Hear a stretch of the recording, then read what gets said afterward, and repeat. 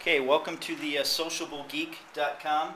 Today, what we're going to be looking at is Windows 7. Specifically, what we're going to be looking at on Windows 7 is its multi-touch feature. Today I'm using a HP Touch Smart. It's the iQ816 model, I believe, and Windows 7 has multi-touch built into the operating system that allows you to program to it. So we're going to show you some of the functionality today as kind of a preview for the programming demos that I'm going to show you at a later date. Right out of the box to get this stuff. I'll start by opening up the Microsoft Surface Globe. The Surface Globe is something most of you probably seen before. It uses Virtual Earth, and the difference is now in the multi-touch you can see that I can use my hands to rotate, to make bigger, to make smaller. I can use single hands, dual hands. I can rotate it. Let's go back to California here. Actually, let's go to Australia. So I can double click on it to bring it a little closer. I can use single or multiple hands, or I can twist it using different types of gestures to get exactly what I'm looking for. So this is probably one of the cooler applications that you can play with Windows 7 multi-touch. I wanted to show you how easy it was. So let's go ahead and spread this again in California. We'll bring up a section here, and I want to show you how smooth. You can see that I'm moving my hand around and there's no lag, if any lag at all, when I'm using it. Either going fast or slow. You can see that I can go fast and slow, and there's practically no lag. We can drill in. This is just the Virtual Earth part of the application, but it makes it that much cooler.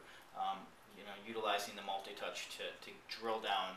You can see we're in the middle of a field here. I'm not sure you can see that as well as I can, but let's go ahead and bounce back out of there, because I want to show you another application that utilizes the Windows 7 multi-touch feature.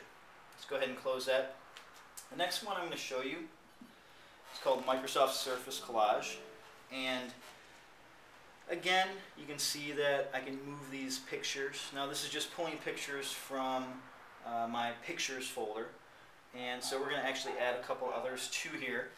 And the one thing I want to show you here is it's not just the single hand or multi-hand features of this application to allow you to make them bigger, smaller, etc. But one of the things that it also has is inertia. So you can see that if I slowly move this, when I stop moving it, it'll stop. But if I do it more quickly, it will continue on because it understands my intention with this picture to keep it moving. So that's something that you can actually program into your application to make it useful in many different scenarios. So let's add one more picture to this, and we'll make this look a little bit cooler.